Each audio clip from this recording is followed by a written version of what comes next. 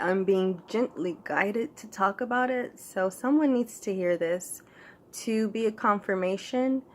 No, you're not crazy. Yes, you were right for trusting your instincts, for trusting your intuition, for trusting your very own eyes and your very own ears. This one right here, this is for my sisters, my true sisters, my sisters in Christ. I'm talking about that Christ-like consciousness where you do unto others as you would have others do unto you, and you do not have evil intent. All right. Yes, you clocked it, and this is your confirmation, okay?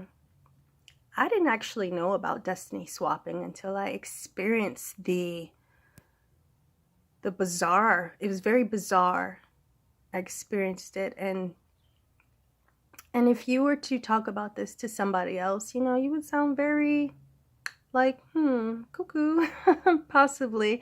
And I feel like that's part of the reason they think they can get away with it, but they can't, because God sees everything.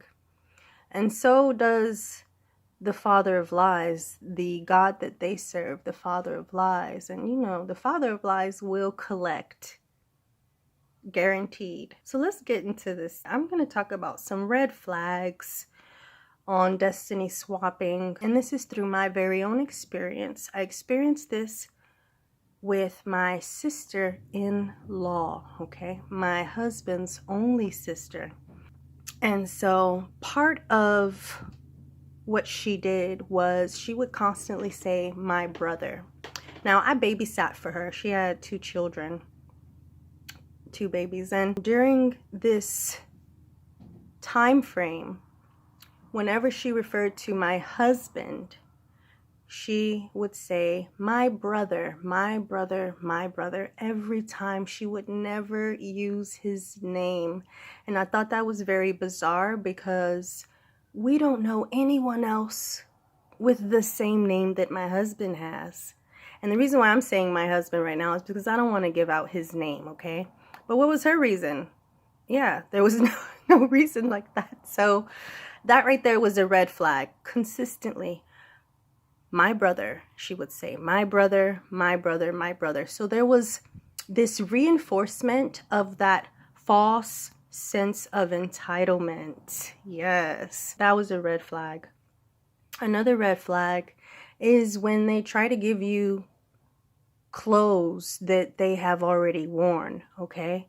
Our skin puts out pheromones, and so this gets embedded into the fabrics of clothing. So if someone's trying to give you like a sports bra or a t-shirt, you see what I'm saying? Clock that correctly, because yes, they are trying to give you energetically their energy, as they, like a wolf in sheep's clothing, try to steal your energy signature, which is impossible.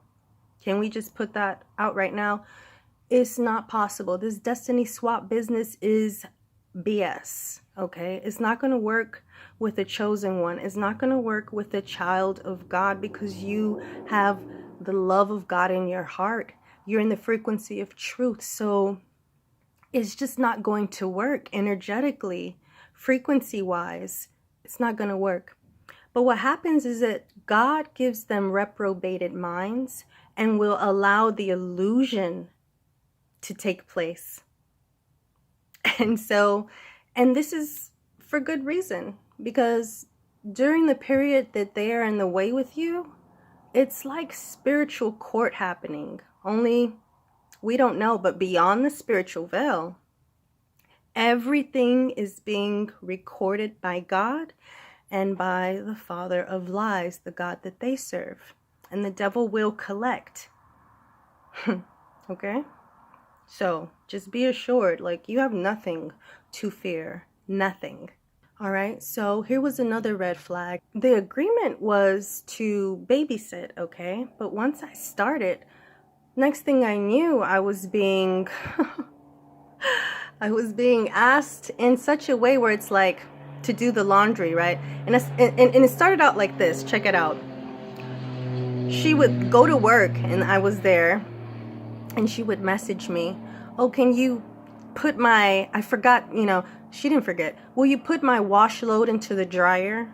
ladies. It started out that way. Then next thing you know, I'm taking it out the dryer. I'm folding these clothes so that they don't have wrinkles.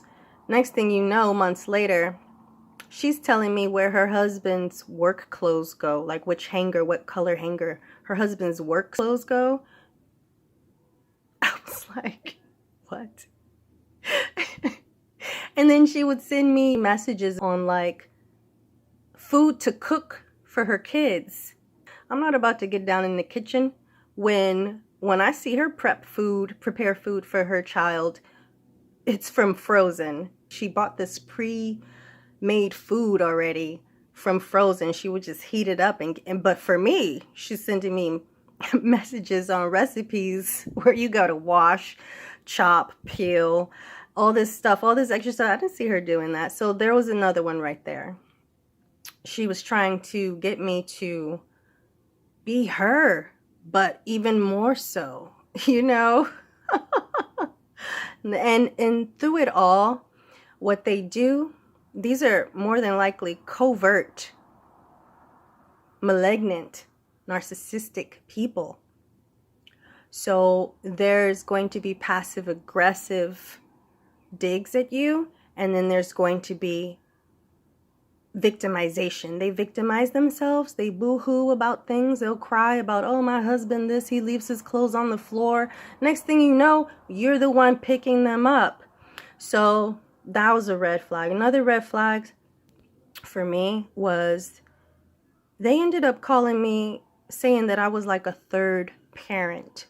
And that was the biggest red flag for me, because I didn't sign up to be a third parent. Okay? I didn't sign anything. It was a verbal agreement. But being a third parent wasn't part of that verbal agreement. Next thing I knew, I was the housekeeper as well. Cleaning the floors, doing the dishes. And you know, I get it. Empaths, empathic people, child of God, we want to be helpful. You want to go the extra mile. And this is good that you did this, because this is how you test the spirit. You test their spirit, and this is how you find out the truth about their hearts. Here was like the biggest red flag for me, besides calling me a third parent. I was like, oh, hell no. The biggest red flag for me was, actually, there was several big red flags, but one of the biggest was she had to go to the hospital because she hurt her back holding her newest born baby. So I basically had to emergency rush over to help her husband because he still had to go to work. And so I'm babysitting them. I'm giving them tubby bath time. I'm putting them to bed, you know. And so when she gets back, she had to stay overnight, maybe a few nights in the hospital. When she gets back, she's on medication. And so this slipped out. I told her how much my back hurt from taking care of the babies while she was in the hospital. And her response to me was, see how it feels? And honestly, it was the way that she said it, like as if I made her have a baby. I didn't tell her to have a baby. And it has nothing to do with me. I don't have any children, my husband and I. We're child free. And if we have a child, that's going to be in the plans of God. If it happens or not, I'm fine either way. Another big red flag, she had videos of me cleaning the child's room when the child wasn't there. And they were saved on her tablet and left it out for me. There was some reactive abuse going on there. These are all red flags. Another one, she had her mom ask me what eyebrow makeup I use. She uses MAC. Next thing I know, I see the exact eyebrow Maybelline makeup on her countertop. That's how I know she's the one that had her mom ask me. These are little tiny things that don't seem to matter, but energetically, to them, they think they're doing something. If you experienced something similar as I did, you were right for saying no and taking your energy back. You were right for cutting ties and closing the doors on them.